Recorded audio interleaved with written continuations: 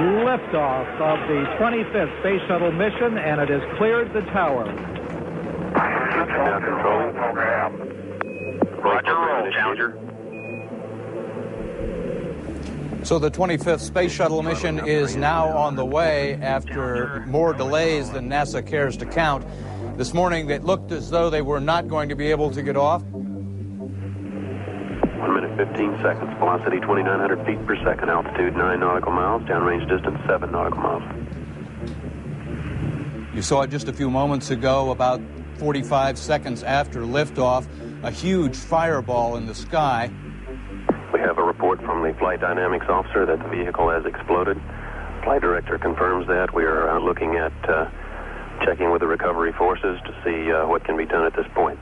In 1986, the shuttle Challenger exploded about 74 seconds after takeoff, killing all 7 astronauts inside. Or did it? It turns out that 6 of the 7 are still alive and kicking today.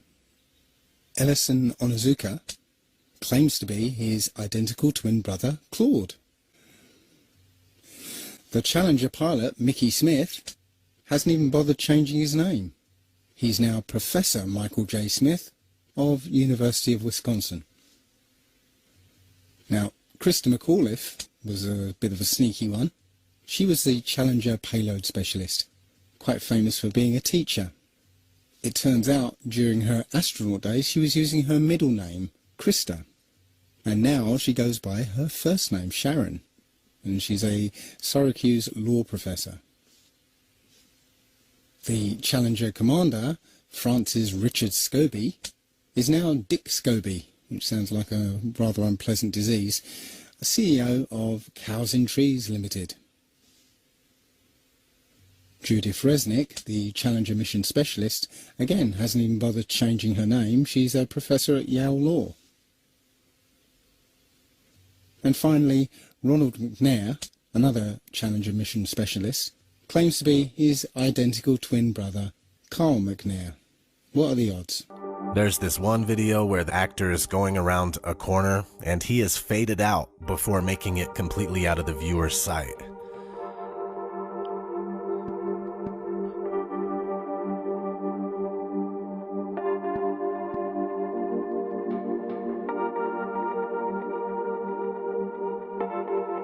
Let's not forget space bubbles.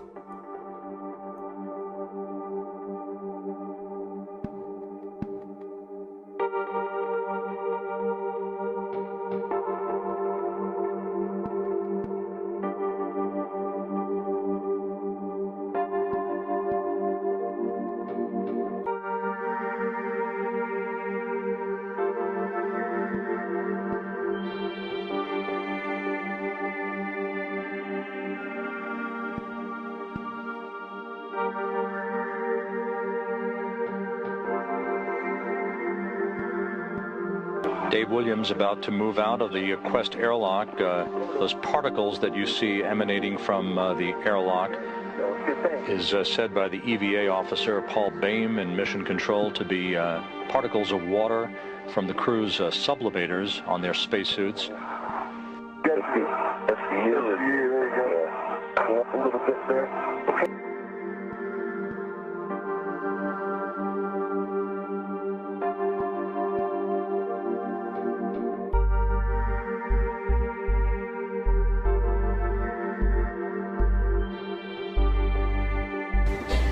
So many times during spacewalks outside the International Space Station, we can see air bubbles rising up.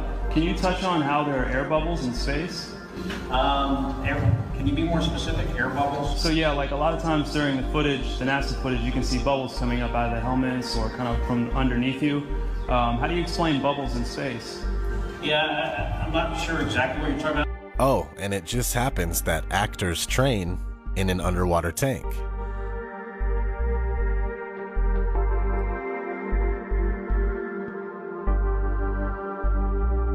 NASA tells us that the Earth is photoshopped because it has to be.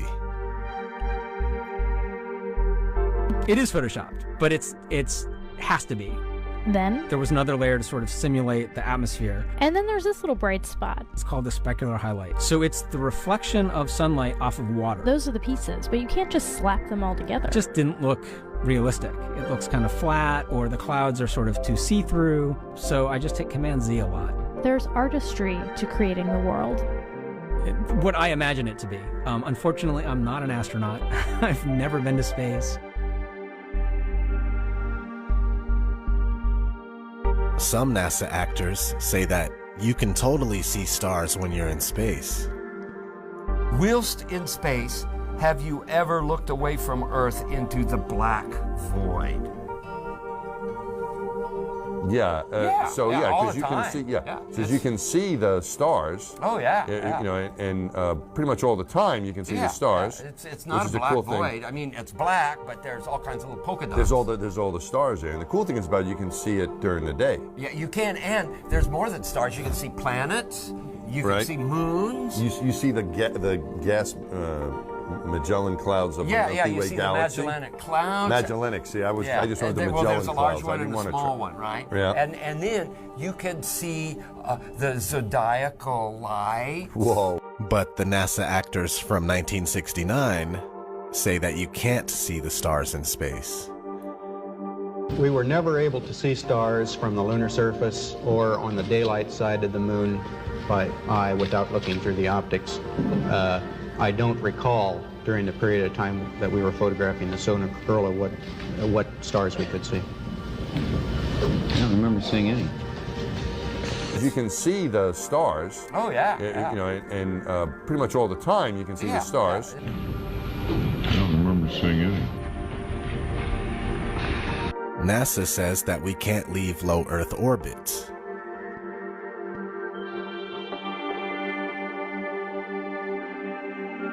Right now, we only can fly in Earth orbit. That's the farthest that we can go. The kinds of technologies that we're testing out on Space Station are definitely helping us with our goals of going beyond low Earth orbit. Early in the next decade, the set of crewed flights will test and prove the systems required for exploration beyond low Earth orbit. And this is really the beginning, I think, of human beings leaving low Earth orbit. One thing I really want your generation to embrace is that the Earth is a closed system. We cannot leave the Earth. One thing I really want your generation to embrace is that the Earth is a closed system. We cannot leave the Earth.